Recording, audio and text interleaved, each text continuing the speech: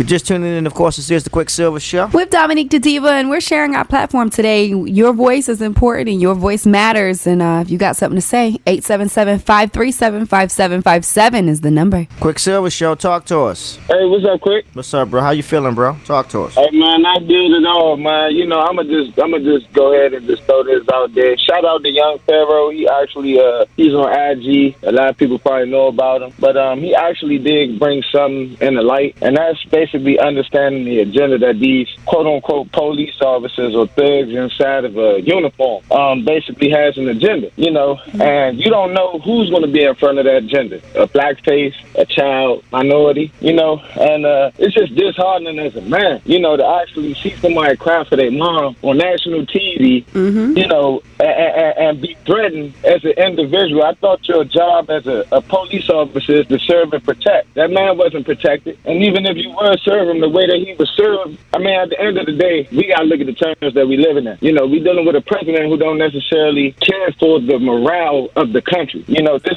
we make this country. You see what I'm saying? Not just all Americans. If you look on the front lines right now, looking at it and the stands right now to this event, it's more Caucasian and white folks that's actually out here, and they tired of this too. You know, I mean, you got to think. It's not even black versus white. Yeah, and see, it's all of us versus racism. Exactly, that's exactly it. I think the reason why these riots actually stepping up to the way that they are, because it's now a global effect. You see what I'm saying? It's not about just understanding blackness or, you know, I was in the hospital with my daughter during COVID. You see what I'm saying? I had a police officer kind of got indignant with me. I thought that he could have handled the conversation a little bit more professional and explaining protocol, but what he didn't know, the doctors gave us authorization to be in the room with our daughter, so we can make a decision on who's going to stay and who's going to go. You see what I'm saying? Then I get threatened with CPS and stuff like that. This is way beyond, you know what I mean, getting beat. You know, it's prejudice that's all around society as we speak. I talked to one of my Pakistani brothers. He told me, why you think we can relate to this issue? You go in the store and you got a lady got her veil on,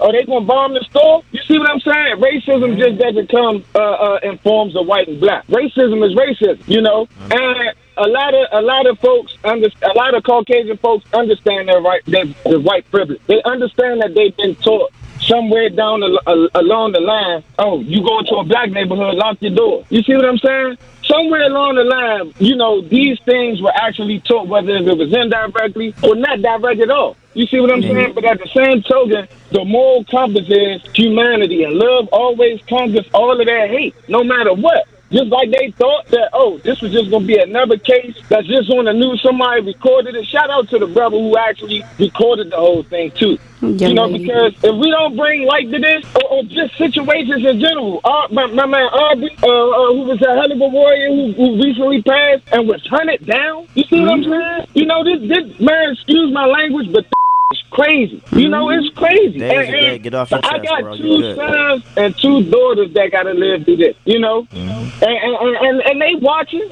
They not dumb. Kids are so inquisitive these days to the point where, you know, they shock you with some of the questions that they come out and ask. You see what I'm saying? And it's like, you know, I never thought as a parent that I'd be in a situation to be able to unexplain or not be able to explain certain things, you know, to your children. You know, but as I sit here, I go to work every day, you know, I try to provide and do everything that's right, you know, but you can't help but be angry. You know, as a minority, as an individual, you can't help but to not be angry. You know, and then another thing is, if y'all going out riding and looting and all that, leave the black-owned businesses alone. Leave the minority businesses alone. You got grandmothers who really rely on that medicine at the CVS. You know, you got an auntie that really need to go to dialysis center.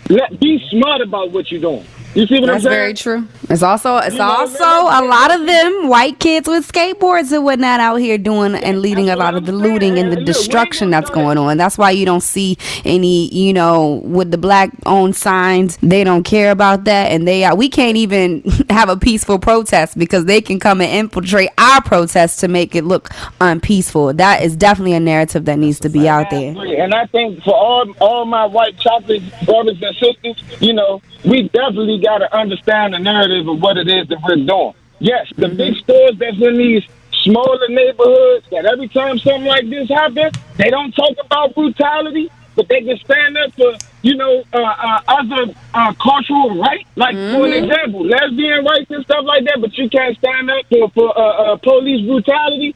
No, that's not happening. These people are taking a whole new initiative now. You see what I'm saying? You can't have a Gucci store in the hood, you know what I mean? And think that you're not going to come out and speak on what's going on in the community. It's not going down like that, in my opinion.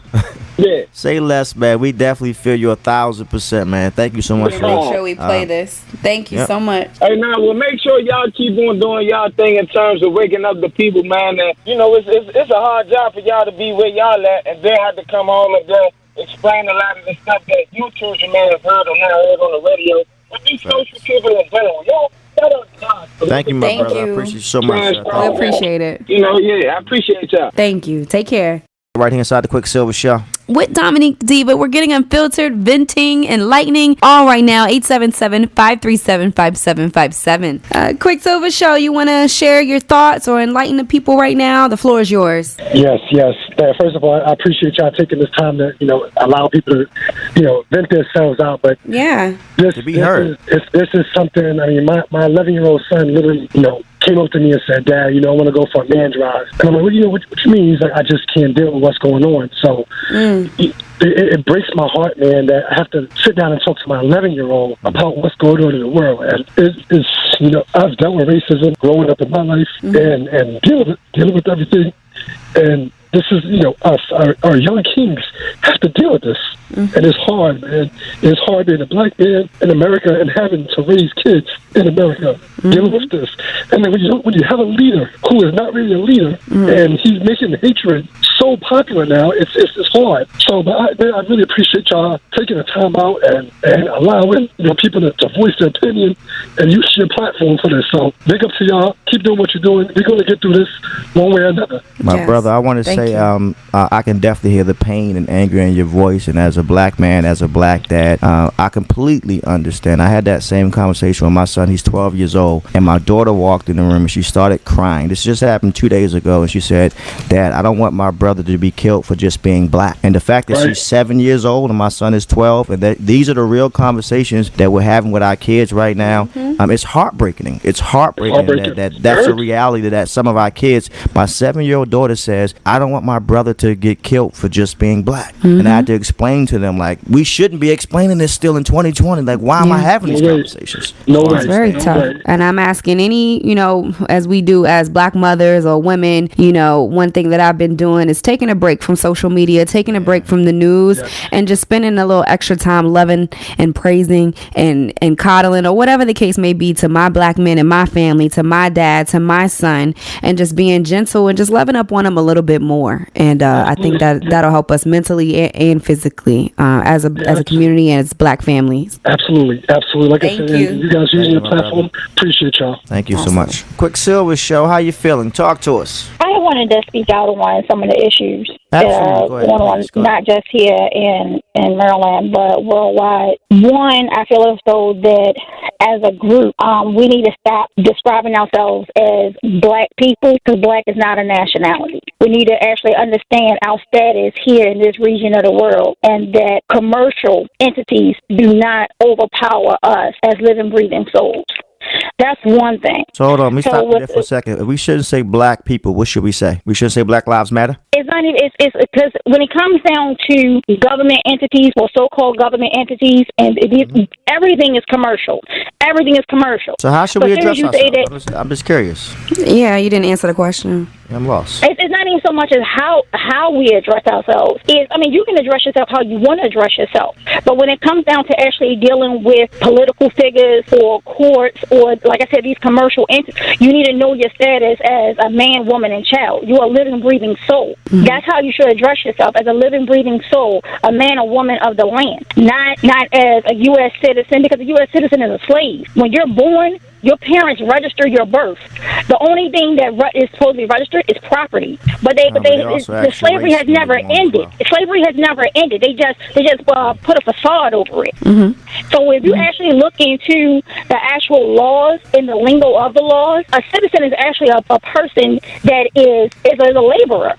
That social security number that they give you to tell you, oh, well, you have to go out here, you have to get a job, you have to work. That's an employee identification number. Right, when it comes, so what is it? You know, I understand this is an event or whatever, but can you say anything conducive? Excuse me. Can you say anything conducive or anything to enlighten our listeners right now, real quick, so we can go? What I can actually say is, when it comes down to dealing with the political BS that goes on every single day. To black people. Know yourself. Learn. Like the gentleman said, you know, you can protest all day long, but if you don't get into them books of the know your enemy, you're lost. You have to be. You have to know the political lingos that's behind what's holding us back. Because just one person doing it, that person gets retaliated against. I have been retaliated against so many times to the point where it's ridiculous, but it doesn't stop me. Okay. Thank you so much, ma'am. Call in right now if you want to sound off. 877-537-5757.